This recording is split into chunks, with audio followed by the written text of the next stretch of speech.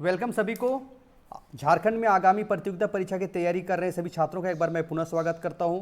मित्रों, अगर मान लीजिए कोई प्रश्न आता है, चाहे वो ऑब्जेक्टिव पॉइंट ऑफ व्यू से हो, चाहे वो डिस्क्रिप्टिव प्रश्न हो, और झारखंड में वन एवं पर्यावरण संबंधी मुद्दों की जानकारी प्रस्तुत करें, ऐसा कुछ प्रश्न अगर आपके समक्ष आता है तो उसका मुख्य परीक्षा के दृष्टिकोण से डिस्क्रिप्टिव आंसर भी लिख सकते हैं, और साथ ही साथ अगर ऑब्जेक्टिव पॉइंट ऑफ व्यू से आता है तो कुछ जानकारी आपको यहाँ से भी मिल सकती है। तो चलिए देर न करते हुए हम लोग स्टार्ट करते हैं। झारखंड में वन एवं पर्यावरण संबंधी मुद्दों की जानकारी प्रस्तुत करें, अगर ऐसा प्रश्न आता है तो चलिए हम लोग इसको देखते हैं क्या लिखना है। इसको लिखने की जरूरत नहीं है आपको, सीधे आप यहाँ आइएगा। स्टार्टिंग जो आपका है इंट्रो पार्ट जो है, इस प्रश्न का जो इंट्रो पार्ट है, झारखंड राज्य का नामकरण ही पेड़ पौधों झाड़ियों की अधिकता के कारण झारखंड पड़ा है। ओके,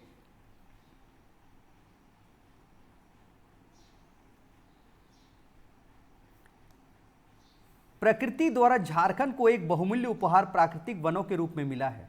वन प्राकृतिक वनस्पतियों का आधार होता है, परंतु विकास के साथ वनों का विनाश जारी है, जो चिंता का विषय है। झारखंड के जंगलों के साथ छेड़छाड़ दो प्रकार से हुई। एक तो उस समय जब यहां आबादी शून्य था एवं जनजातियों द्वारा वनों को काट कर रहने के लिए घर बनाया गया। दूसरी बार उस समय हुआ जब भारत में अंग्रेजों का प्रवेश हुआ और रेल मार्ग का विकास के लिए रेल मार्ग में लकड़ी का उपयोग किया जाने लगा। यानी जब भारत में अंग्रेजों का प्रवेश हुआ और रेल मार्ग के विकास के लिए लकड़ी का प्रयोग जो किया जाने लगा, उसके कारण भी वनों का विनाश शुरू हुआ। अब तो जनाधिक्य, खेती योग्य भूमि बढ़ाने के लिए, उद्योग लगाने के लिए, सड़क बनाने के लिए जंगल को काटा जाने लगा। और अब वर्तमान समय में वनों का विनाश क्यों हो रहा है? जनसंख्या तेजी से बढ़ रही है, और उस बढ़ती हुई जनसंख्या के आवास निर्माण के लिए, खेती योग्य भूमि बढ़ाने के लिए, औद्योगिकरण के लिए, अवसंरचनात्मक विकास करने के लिए जंगल को काटा जा रहा है। आजकल वनों के संबंध में यह कहना अतिशयोक्ति नहीं होगी कि वन पशुओं से लेकर मानव तक का चारागाह बन गया। ध्यान दीजिए, बहुत इंपॉर्टेंट सेंटेंस यहाँ कहा गया है। आजकल वनों के संबंध में यह कहना अतिशयोक्ति नहीं होगी कि वन पशुओं से लेकर मानव तक का चारागाह बन गया है। आश्चर्य होगा कि झारखंड के कुछ जंगल ऐसे भी हैं, जैसे सारंडा और पोराहाट, जहां सूर्य की रोशनी भी जमीन तक नहीं पहुंच पाती है। यानी झारखंड में कितने घने जंगल हैं, आप अनुमान लगा सकते हैं। भूमि संबंधी वर्गीकरण land use statistics ministry of agriculture government of India 2013-14 के द्वारा किया गया है, जिसके अनुसार झारखंड में वन क्षेत्र कुल भौगोलिक क्षेत्र का 28% है, जबकि कुल कृषि योग्य भूमि 18% और शुद्ध बोया गया क्षेत्रफल 17% है। ध्यान दीजिएगा, land use statistic ministry of agriculture government of India 2013-14 में जो उन्होंने आंकड़ा प्रस्तुत किया है कि झारखंड में वन क्षेत्र जो है कुल भौगोलिक क्षेत्रफल का कितना है, 28% है, कुल कृषि योग्य भूमि 18% है, और उसमें से भी शुद्ध बोया गया क्षेत्रफल कितना है, 17% है। वन संबंधी आंकड़ा को अगर हम लोग एक बार नजर देखते हैं तो कुल क्षेत्रफल झारखंड का देखा जाए तो कुल क्षेत्रफल 22,637 वर्ग किलोमीटर है। ध्यान दीजिएगा, कुल वन क्षेत्र है जो 22,637 वर्ग किलोमीटर है। झारखंड में पेड़ों से ढका क्षेत्रफल कितना है, 2694 वर्ग किलोमीटर है। यानी ऐसे देखा जाए तो कुल वन जो है 22,637 वर्ग किलोमीटर है, लेकिन उनमें से पेड़ों से ढका हुआ क्षेत्रफल कितना है, 2694 वर्ग किलोमीटर है। इस तरह का कुल वन क्षेत्रफल एवं पेड़ों से ढका हुआ क्षेत्रफल कितना होगा, 25,331 वर्ग किलोमीटर होगा। कुल भौगोलिक क्षेत्र में वृक्ष आच्छादित क्षेत्र जो है वो कितना है, 3.6% है। कुल भौगोलिक क्षेत्रफल में वन एवं वृक्ष आच्छादित जो क्षेत्र है वो 33.35% है, जबकि कुल भौगोलिक क्षेत्र में झारखंड के कुल भौगोलिक क्षेत्रफल का वनों का प्रतिशत कितना है, 31.51% है। एक और वन से रिलेटेड आंकड़ा आपको हम लोग देखेंगे। भूमि उपयोग संबंधी वर्गीकरण ये तो हम लोग देख चुके हैं, 28% है। 2019-20 के भूमि उपयोग सर्वे के आधार पर वन क्षेत्र देख लीजिए 22,39,481 हेक्टेयर है, यानी 22,39,481 हेक्टेयर है। जबकि इंडिया स्टेट फॉरेस्ट रिपोर्ट जो 2021 है, ध्यान दीजिएगा ये लेटेस्ट रिपोर्ट है, 2021 के अनुसार 23,721 वर्ग किलोमीटर क्षेत्र वन से ढका हुआ है। 23,721 वर्ग किलोमीटर जो क्षेत्र है वो वन से ढका हुआ है ISFR 2021 के आधार पर। यानी इंडिया स्टेट फॉरेस्ट रिपोर्ट, भारतीय राज्य वन रिपोर्ट 2021 के अनुसार झारखंड का 23,721 वर्ग किलोमीटर क्षेत्र वन से ढका हुआ है, जो कि कुल भौगोलिक क्षेत्रफल का 29.7% है। ये आपको यहाँ आंकड़ा को थोड़ा सा प्रस्तुत करना है, हम बता देंगे। यहाँ 29.76% है, लेकिन हम 315% हम बताएंगे। यानी इंडिया स्टेट फॉरेस्ट रिपोर्ट 2021 के अनुसार कुल भौगोलिक क्षेत्रफल का झारखंड में वनों का जो प्रतिशत है वो 31.51% है। ठीक है, आगे हम लोग एक आंकड़ा और देखेंगे। झारखंड के वन क्षेत्र को 3 वर्गों में बांटा जा सकता है: अत्यधिक घना जंगल, मध्यम घना जंगल और खुला वन। झारखंड के वन क्षेत्र को 3 वर्गों में बांटा जा सकता है: अत्यधिक घना जंगल, मध्यम घना जंगल और खुला वन। वन संबंधी जो आंकड़ा है आपका, यहाँ एक चीज और आपके सामने दिखाने का प्रयास कर रहा हूं मैं, इसको देखिए। ये जो है 2021 ISFR रिपोर्ट के आधार पर, तो देखिएगा आरक्षित वन जो है, देखिए आरक्षित वन कितना है। 2001 में कितना था? 4,387 वर्ग किलोमीटर था, जो बढ़कर 4,500 वर्ग किलोमीटर हो गया 2021 में। संरक्षित वन जो थे 19,185 वर्ग किलोमीटर 2001 में थे, जो 2021 में घटकर क्या हो गया? 18,922 वर्ग किलोमीटर हो गया।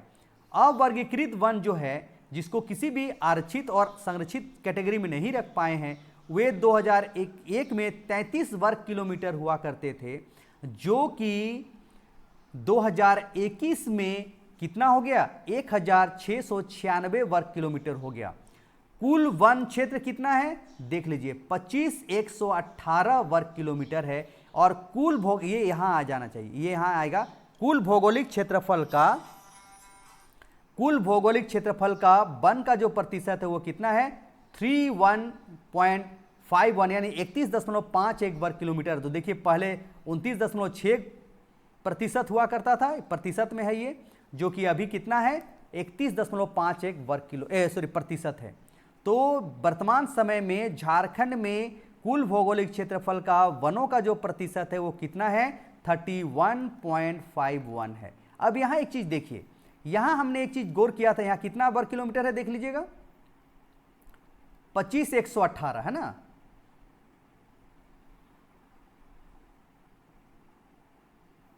अब यहां आइए,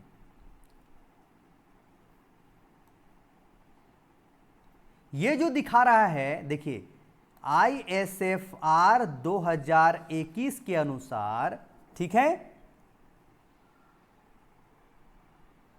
वन से ढका हुआ क्षेत्र कितना है? वन से ढका हुआ क्षेत्र 23,721 वर्ग किलोमीटर, दोनों देखिएगा। और ISFR 2021 के अनुसार कुल भौगोलिक क्षेत्रफल में ये क्या है? वनों से ढका क्षेत्र। और इसी के अनुसार कुल भौगोलिक क्षेत्रफल में वनों का प्रतिशत तो कितना हो जाएगा? आपको हो जाएगा 25,111 ना, देख लीजिएगा इसको, 25,118। वर्ग किलोमीटर, यानी ये जो परसेंटेज है तो ये हो जाएगा आपका 29.76% और ये हो जाएगा 31.51%। थोड़ा दोनों में थोड़ा सा अंतर है। देखिए ये वनों से ढका क्षेत्रफल कितना है? 23,721 वर्ग किलोमीटर। और कुल भौगोलिक क्षेत्र में वनों का प्रतिशत कितना है? तो वो है 25,118 वर्ग किलोमीटर, यानी 31.51%। ठीक है, क्लियर हो रहा है?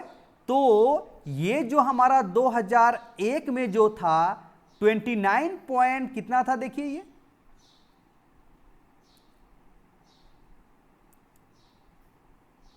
29.61 था, वही बढ़कर कितना हो गया?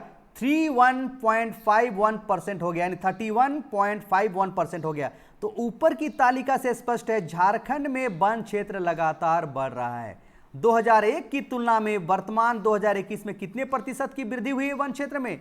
2% की वृद्धि हुई है। यही वृद्धि आपको यहां बताया गया है, यही वृद्धि आपको यहां बताया गया है कि 2001 में 29.61% था, जो कि वर्तमान समय में 31.51% हो गया है। हालांकि हम लोग को जो वनों का जो एक पर्यावरण की दृष्टिकोण से वनों का जो परसेंटेज होना चाहिए अनुकूलन, वो 33% है, होना चाहिए, लेकिन हम लोग उससे कम है। कोई बात नहीं, लेकिन हमारे वनों का क्षेत्रफल लगातार बढ़ रहा है।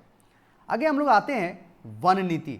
वनों को क्षेत्रफल को बढ़ाने के लिए और वनों के संरक्षण के लिए वन नीति झारखंड में भी बनाई गई है। तो हम लोग वन नीति के बारे में हम लोग देखते हैं। वन संसाधन को इसलिए महत्वपूर्ण संसाधन माना जाता है क्योंकि इसका संबंध मानव जीवन से बहुत नजदीक का है। वन के बिना मानव जीवन का अस्तित्व अस्त व्यस्त हो सकता है। वन का संबंध मृदा क्षरण, उर्वरता वृद्धि, जल स्तर को ठीक बनाए रखने, तापमान नियंत्रित करना, पर्यावरण शुद्ध रखना, वर्षा का आकर्षित करने से लेकर प्राकृतिक सौंदर्य को बनाए रखने में मानव को मदद करता है। तो देख लीजिए वन किस तरह से मानव के लिए बहुत महत्वपूर्ण है, वो मैंने इस बात में बताने का प्रयास किया है। ऐसे महत्वपूर्ण संसाधन का दिनानुदिन ह्रास होना दुखद पहलू, यानी वनों का ह्रास होना, दिनों दिन वनों का ह्रास होना एक दुखद पहलू है और चिंता का विषय है।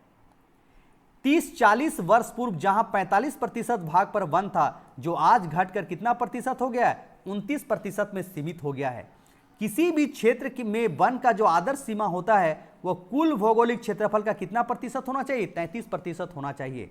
झारखंड में यह कैसे 33% हो, इसके लिए वन नीतियां बनाई गई हैं। वन नीति बनाते समय यह ध्यान रखा गया है कि कैसे बढ़ती मांग के आधार पर ईंधन एवं इमारती लकड़ियों की आपूर्ति की जा सके तथा वन संसाधनों का दीर्घकालीन विकास किया जा सके। इसके लिए भारत सरकार की राष्ट्रीय वन नीति 1952 एवं उसके समानांतर संशोधित नीति 1988, 1998 एवं 10वीं पंचवर्षीय योजना में उल्लिखित बातों का झारखंड में पालन किया गया। ध्यान दीजिएगा, झारखंड में भी जो वन नीति भारत सरकार ने बनाई है, राष्ट्रीय वन नीति 1952, और उसी के समानांतर उसी में संशोधित करते हुए वन नीति 88 और 1998 और 10वीं पंचवर्षीय योजना के तहत जो भी वन से संबंधित महत्वपूर्ण बातें की गई थी, उसको झारखंड में अक्षरशः पालन किया गया है। इसके साथ ही झारखंड की अपनी वन नीति की कुछ विशेषताएं हैं। इसके अलावे जो हम लोग केंद्र सरकार की जो वन नीति है उसको तो फॉलो करते ही हैं, उसके अलावा झारखंड की अपनी भी वन नीति है। तो उस वन नीति में क्या क्या है, सो देखिए।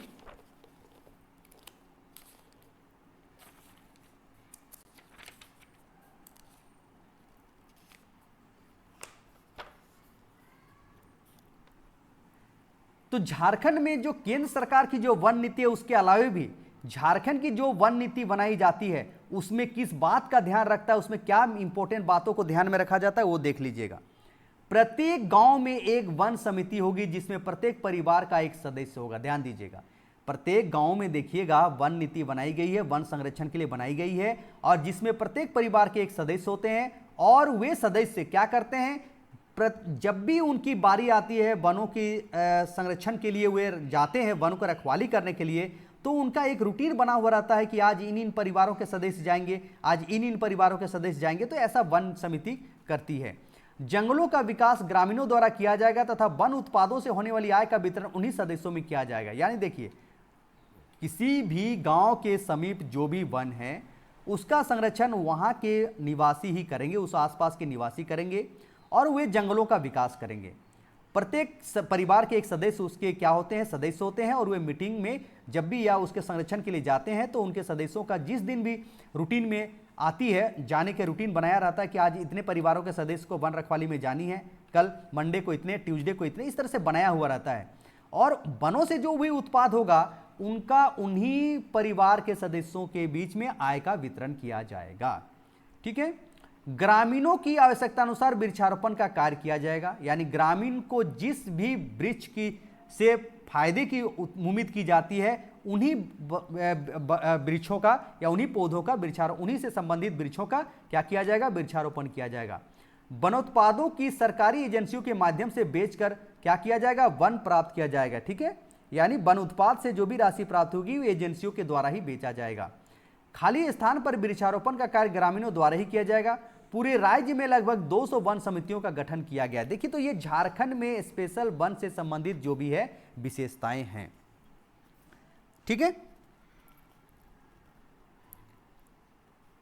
वन प्रबंधन, झारखंड की वन नीति वन प्रबंधन की एक आवश्यक अंग है। यानी झारखंड में जो वन नीति बनाई गई है उसका एक इंपॉर्टेंट कंसेप्ट है फॉरेस्ट मैनेजमेंट या वन प्रबंधन।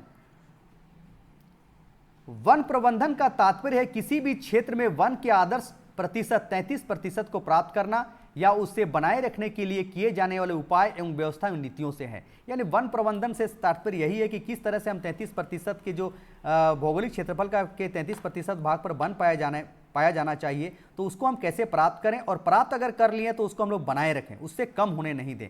यही वन प्रबंधन की का मुख्य कार्य है। झारखंड में वन प्रबंधन का सर्वप्रथम प्रयास 1882 से 85 में जे.एफ. हैबिट द्वारा किया गया था। उन्हीं की रिपोर्ट के आधार पर बंगाल सरकार ने एक समिति गठित की।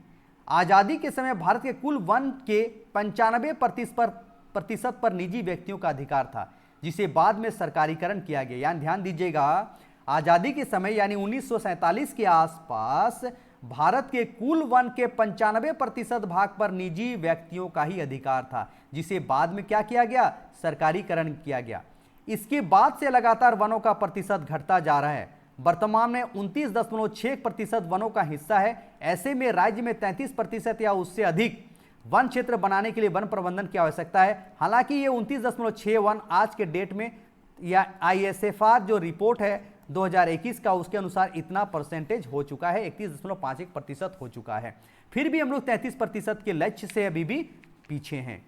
राज्य में वनों के बेहतर प्रबंधन के उद्देश्य से 31 प्रादेशिक मंडल बनाए गए हैं, 10 सामाजिक वानिकी प्रमंडल है एवं 4 विश्व खाद्य कार्यक्रम मंडल का सृजन किया गया है, जिनके माध्यम से वनों एवं वन्य प्राणियों के प्रबंधन, संवर्धन एवं विकास का कार्य किया जाता है।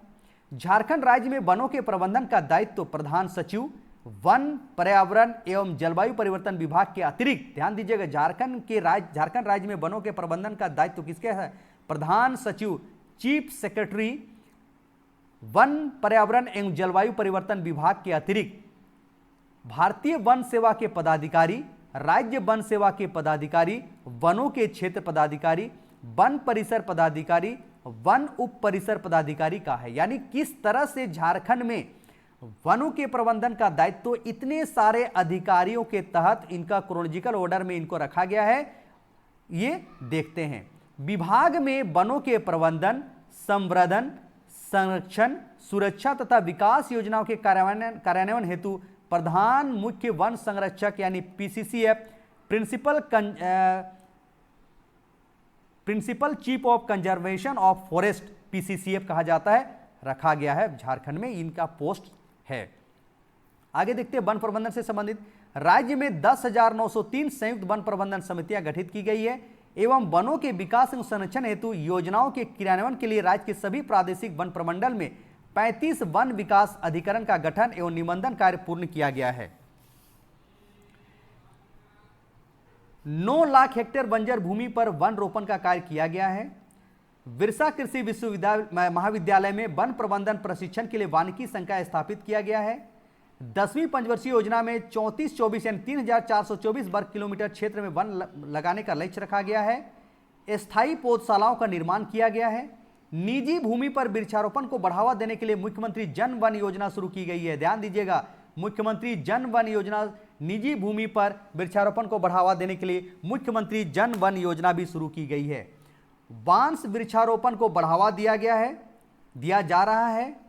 कृषि वानिकी, सामाजिक वानिकी और शहरी वानिकी को बढ़ावा दिया जा रहा है, जिसका उद्देश्य वृक्षारोपण को बढ़ावा देना है।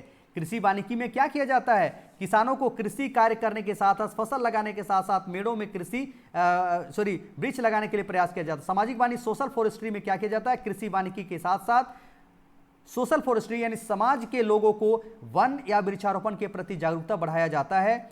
शहरी वानिकी यानी शहरों में वृक्षारोपण या सौंदर्य कार्य किया जाता है ताकि लोगों को पर्यावरण प्रदूषण की समस्या का सामना नहीं करना पड़े। नेक्स्ट हम देखते हैं प्राकृतिक संसाधनों के बेहतर प्रबंधन के लिए वन अभिलेखों एवं वन सीमाओं का डिजिटलाइजेशन एवं जियो रेफरेंसिंग करने की योजना है। यानी ऑटो आप डिजिटलीकरण किया गया है कि कितने क्षेत्र पे वन है, कहां कैसे हो रही है, उसको आप डिजिटल ऑलरेडी आप देख सकते हैं, वेब टेलीकास्टिंग के तहत देख सकते हैं। तो कहीं ना कहीं वन प्रबंधन के लिए वन जो 33% का जो लक्ष्य है, कुल भौगोलिक क्षेत्रफल का 33% भाग पर वन होना चाहिए। हालांकि झारखंड में 31.51% है। तो इसको बढ़ाने के लिए सरकार ने वन नीति, जो केंद्र सरकार की जो मेन नीति है, और इंडिया स्टेट फॉरेस्ट रिपोर्ट के आधार पर जो रिपोर्ट आती है और जो भी सुझाव दिया जाता है उसको लागू किया जा रहा है। साथ ही साथ झारखंड में वन प्रबंधन के संबंध में जो भी कार्य किए जा रहे हैं वो आपके समझ रखने का मैंने प्रयास किया है। अब हम लोग आते हैं झारखंड में पर्यावरण संबंधी इशूज, है ना, झारखंड में पर्यावरण संबंधी इशूज।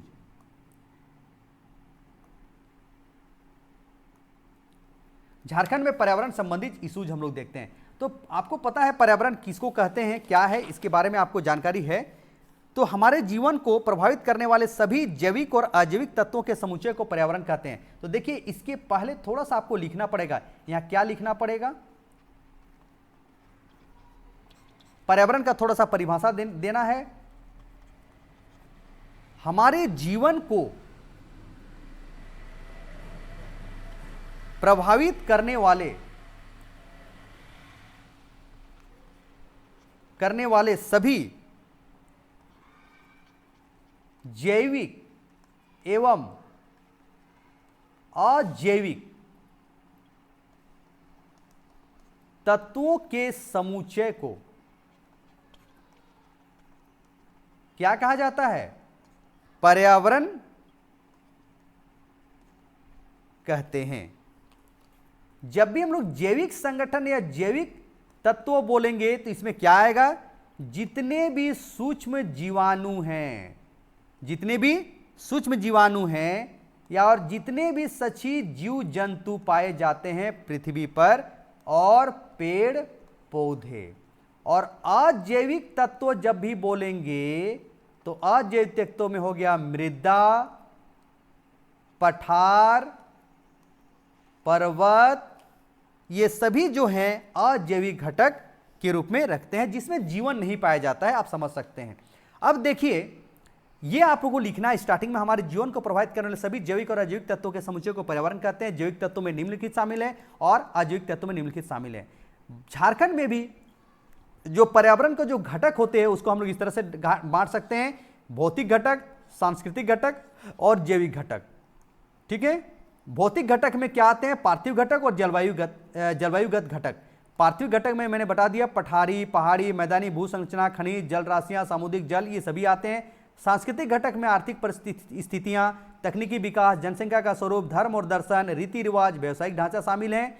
वहीं जैविक घटक में मैंने बता दिया था, सभी जितने भी जीव जंतु हैं और पेड़ पौधे, ये सभी मिलकर हमारे जैविक घटक बनाते हैं। अब हम लोग यहां देखते हैं, मानव की बढ़ती जनसंख्या की आवश्यकताओं को पूरा करने एवं आदिम विकास की गति तीव्र होने से मानव ने प्रकृति के साथ व्यापक छेड़छाड़ किया है। चूंकि डेवलपमेंट करेंगे, विकास करेंगे तो वनों का विनाश करना पड़ेगा, जिससे प्राकृतिक पर्यावरण का संतुलन नष्ट हुआ है, जिससे प्राकृतिक व्यवस्था के अस्तित्व पर ही संकट उत्पन्न हो गया है। पर्यावरणीय पतन का तात्पर्य पर्यावरण में होने वाले वैसे परिवर्तन से है जो अवांछनीय तत्वों के प्रवेश से होता है, जिसके कारण किसी क्षेत्र विशेष में या पूरी पृथ्वी पर जीवन को खतरा उत्पन्न होता है। अतः इसके अंतर्गत प्रदूषण, जलवायु परिवर्तन, जैव विविधता का क्षरण एवं अन्य प्राकृतिक आपदाएं शामिल हैं। जब भी हम लोग पर्यावरण पतन की बात करेंगे, इन्वायरमेंटल डिग्रेडेशन की बात करेंगे, तो उसमें क्या क्या आता है, प्रदूषण आता है, जलवायु परिवर्तन आता है, जैव विविधता का क्षरण या नष्ट होना आता है, और जितने भी प्राकृतिक आपदाएं आती हैं वे सभी पर्यावरणीय पतन के तात्पर्य हैं। पर्यावरण पतन से हम लोग उसका मीनिंग लगाते हैं। अब हम लोग देखते हैं प्रदूषण। प्रदूषण कई प्रकार के होते हैं, जिनका वर्गीकरण प्रदूषक के प्रकार के स्रोत तथा परितंत्र के जिस हिस्से में उसका प्रवेश होता है उसके आधार पर किया जाता है, जैसे वायु प्रदूषण, जल प्रदूषण, ध्वनि प्रदूषण, मृदा प्रदूषण और ताप प्रदूषण। तो यहां उसको लिखने की जरूरत नहीं है आपको।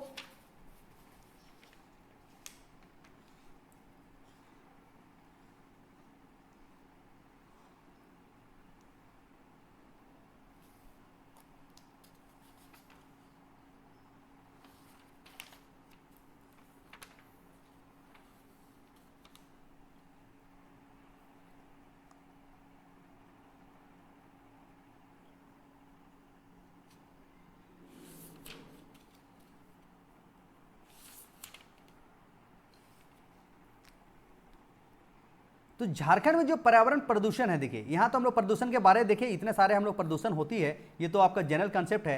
लेकिन झारखंड में जबकि हम लोग बात करते हैं जब भी पर्यावरण के बारे में, पर्यावरण डिग्रेडेशन या पर्यावरण संबंधी जो भी हम लोग चिंता मुद्दे हैं उनको बात करेंगे, तो आप यहाँ से लिखना शुरू करेंगे।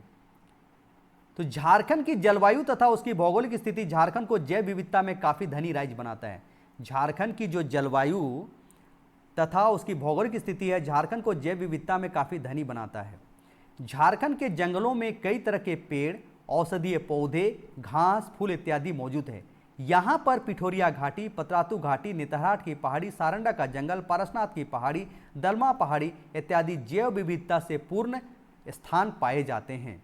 झारखंड से बहने वाली नदियां जैसे कोयल, दामोदर, सोनरेखा के क्षेत्र के जंगल जैव विविधता में धनी है। लेकिन बढ़ता पर्यावरण प्रदूषण जैव विविधता का क्षरण का मुख्य कारण है। पर्यावरण प्रदूषण के लिए जीवनाशक, औद्योगिक रसायन एवं अपशिष्ट पदार्थ आदि मुख्य रूप से उत्तरदायी हैं। विदेशी मूल के पौधों के आने से देसी प्रजातियां विस्थापित एवं विलुप्त प्राय हो रही हैं। जैव विविधता के संरक्षण का आशय जैविक संसाधनों के प्रबंधन से है, जिससे इसके विस्तृत इस्तेमाल के साथ साथ उसकी गुणवत्ता क्या होती है, बनी रहती है। वन, पर्यावरण एवं जलवायु परिवर्तन विभाग झारखंड सरकार राज्य के प्राकृतिक संसाधनों जिसमें वन और वन्य जीव, जैव विविधता इत्यादि का संरक्षण करना तथा वन प्राणियों के संवर्धन के साथ साथ इसके प्रदूषण को रोकने का कार्य करती है। विकास के क्रम में वनों की कटाई के कारण राज्य में सर्वाधिक पर्यावरण की क्षति हुई है। विकास के क्रम में वनों की कटाई के कारण राज्य में क्या हुई है, सर्वाधिक पर्यावरण की क्षति हुई है। इस क्रम में कई दुर्लभ प्रजाति लुप्त होने लगे हैं, जिसे बचाने के लिए सरकार द्वारा अनेक कदम उठाए गए हैं। इस क्रम में कई दुर्लभ प्रजाति नष्ट हुए हैं और इसके लिए सरकार ने अनेक कदम उठाए। अफ्रीकी मूल के कल्पतरु वृक्ष, ध्यान दीजिएगा, अफ्रीकी मूल के कल्पतरु वृक्ष जो चिकित्सीय महत्व का वृक्ष है, भारत में इसकी संख्या कितना है, 9 है, जिसमें से 4 रांची में है। पूरे भारत में कल्पतरु वृक्ष केवल 9 है, जिसमें से 4 कहाँ है, झारखंड में है। इसी तरह कई ऐसे वृक्ष और जीव जंतु हैं जो संकट में हैं, अतः वृक्षारोपण के द्वारा जैव विविधता को बचाने का उपाय किया जा रहा है। गिद्ध एक प्राकृतिक सफाई कर्मी जीव है और पर्यावरण के लिए महत्वपूर्ण है। वह मृत जंतुओं को खाता है और प्राकृतिक सफाई कर्मी का काम करता है। परंतु झारखंड में विरले गिद्ध नजर आ रहे हैं, क्योंकि आप वर्तमान समय में देखेंगे तो झारखंड में गिद्ध नजर ही नहीं आते हैं। इसका मुख्य कारण जानवरों को दिया जाने वाला डाइक्लोफेनेक दर्द निवारक दवा है, जो गिद्ध की मृत्यु का कारण है। चूंकि जानवरों को जो हम लोग जो दवा हम लोग प्रयोग कर रहे हैं, उनको डाइक्लोफेनेक दर्द निवारक दवा देते हैं बीमारी के समय, वो गिद्ध की मृत्यु का कारण है। क्योंकि गिद्ध क्या करते हैं, उनके मांस को खाते हैं और इसके कारण वे क्या हो रहे हैं, उनकी मृत्यु हो रही है। ये दूसरा कारण अंधाधुंध पेड़ों की कटाई है, क्योंकि उनका प्राकृतिक आवास ऊंचे ऊंचे पेड़ नष्ट हो रहे हैं। गिद्ध छोटे छोटे पेड़ों में नहीं रहते हैं, ऊंचे ऊंचे पेड़ों में ही वे अपना क्या बनाते हैं, निवास स्थान बनाते हैं। और अंधाधुंध पेड़ों की कटाई भी कहीं न कहीं गिद्ध के मृत्यु या नष्ट होने का कारण है। कभी कभी देखा गया है कि पर्यटन के दौरान मानवीय क्रियाकलापों के कारण पर्यावरण पतन की समस्या उत्पन्न हो रही है। इसके समाधान के लिए जनसाधारण में प्रकृति के प्रति लगाव उत्पन्न करने, विशेषकर उन्हें वन्य प्राणियों एवं संरक्षित क्षेत्र के संरक्षण के प्रति जागरूक करने के लिए संरक्षित क्षेत्रों तथा इनके बाहर उपयुक्त वन क्षेत्र में पर्यावरणीय फ्रेंडली एवं सतत तरीके से इको टूरिज्म को विकसित किया गया है। और इसके लिए झारखंड को इको टूरिज्म नीति लागू की गई है। झारखंड में पर्यावरणीय पर्यटन नीति भी लागू की गई है। ठीक है, क्यों? वन संरक्षण और वन संवर्धन के लिए। पर्यावरण को सुरक्षित बनाए रखने के लिए जल स्रोतों को प्राकृतिक रूप से बनाने की आवश्यकता है, अर्थात भूमिगत जल स्तर में काफी गिरावट आई है। इसलिए 2016 में राज्य सरकार ने जल संरक्षण के लिए डोभा निर्माण योजना भी शुरू की गई। ध्यान दीजिएगा, झारखंड सरकार, राज्य सरकार ने 2016 में भूमिगत जल स्तर में वृद्धि करने के लिए एवं वर्षा के जल का संरक्षण करने के लिए डोभा निर्माण योजना भी शुरू की गई है। डोभा के मेड़ पर पेड़ भी लगाने की योजना है। मनरेगा के साथ इस योजना को जोड़ दिया गया। केवल डोभा बना करके डोभा निर्माण या जल संवर्धन या संरक्षण ही नहीं करना है, बल्कि उनके मेड़ पर पेड़ भी लगाने की योजना है। पर्यावरण को हानि पहुंचाने वाले कारणों में एक प्रमुख कारण महानगरों एवं नगरों में निकलने वाला कचरा है। इसके लिए पीपीपी मोड पर सॉलिड वेस्ट के तहत कचरों का उपयोगी बनाना है। ये भी योजना झारखंड सरकार चला रही है। Solid waste management system Jharkhand में चलाई जा रही है। इसके लिए रांची में सॉलिड वेस्ट प्लांट भी लगाया गया है, ताकि जो भी कचरे निकल रहे हैं उसका हम लोग डिग्रेडेबल अच्छी तरह से करें, बायोडिग्रेडेबल करें। ऐसा झारखंड सरकार प्रयास कर रही है।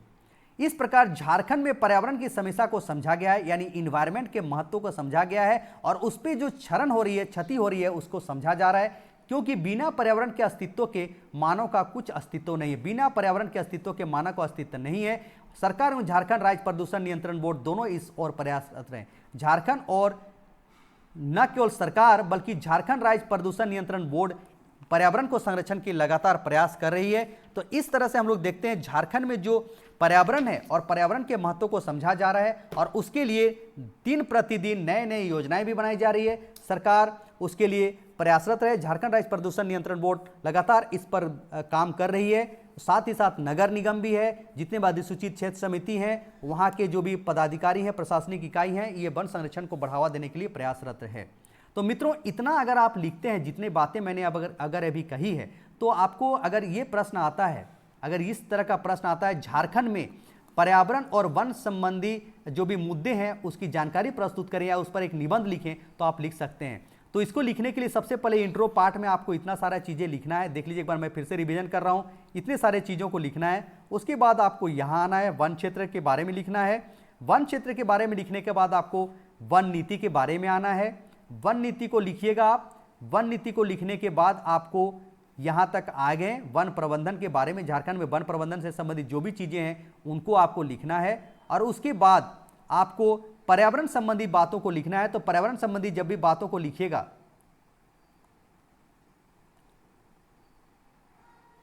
जब भी पर्यावरण संबंधी बातों को लिखिएगा तो इस वाले पोर्शन को लिखने के पहले थोड़ा सा पर्यावरण का जो डेफिनेशन है इसको आप लिख दीजिएगा। फिर आप यहाँ से कंटिन्यूएशन में घटक के साथ साथ ऐसा करते हुए आप इस तरह से जाएंगे, प्रदूषण के बारे में लिखेंगे। प्रदूषण के बारे में इतना लिखने की जरूरत नहीं है, ये आप लिख सकते हैं। ये ओवरऑल है, झारखंड के संदर्भ में हम लोग पर्यावरण प्रदूषण के नहीं, वायु प्रदूषण किसे कहते हैं, तो ओवरऑल हम लोग देखते हैं, जनरल कंसेप्ट है, इसको लिखने की भी जरूरत नहीं है। आप इतना सारा लिख सकते हैं कि प्रदूषण कितने टाइप्स होते हैं। और उसके बाद सीधे आप यहाँ आ जाइएगा, जो पर्यावरण संबंधी जो बातें कही गई है इसको आप यहाँ से वहाँ के कंटिन्यूएशन में आप इसको स्टार्ट कर दीजिएगा और लास्ट में इस तरह से आकर के आपको एंड करना है। तो इस तरह से अगर आप लिखते हैं मित्रों, तो आपको एक और प्रश्न मैंने आपके समक्ष प्रस्तुत करने का प्रयास किया, आपको बता दिया कि कैसे लिखेंगे। आप अगर मेरे वॉइस को अगर लगातार कंटिन्यूएशन में सुनते हैं तो आपको कहीं दिक्कत नहीं आएगी, क्या चीज़ को कहाँ डालना है, तो ये आप आराम से कर सकते हैं। तो झारखंड में वन एवं पर्यावरण संबंधी मुद्दों की जानकारी प्रस्तुत करें, आज हमने किया है। मुझे लगता है कि ये जानकारी आपके लिए बहुत फायदेमंद होगी। तो चलिए आप इससे संबंधित भी नोट्स बना लीजिए और आप जो आपकी जो तैयारी है उसको और बेटर बनाइए। यही उम्मीद के साथ मैं अगले क्लास में मिलूंगा, अगले एक वीडियोज़ में मिलूंगा। तब तक के लिए आप सबों का धन्यवाद। आप स्वस्थ रहें, मस्त रहें, तैयारी करते रहें और अपने उद्देश्यों में सफल हों, यही मेरा कामना है। इसी के साथ आप सबों का एक बार पुनः धन्यवाद।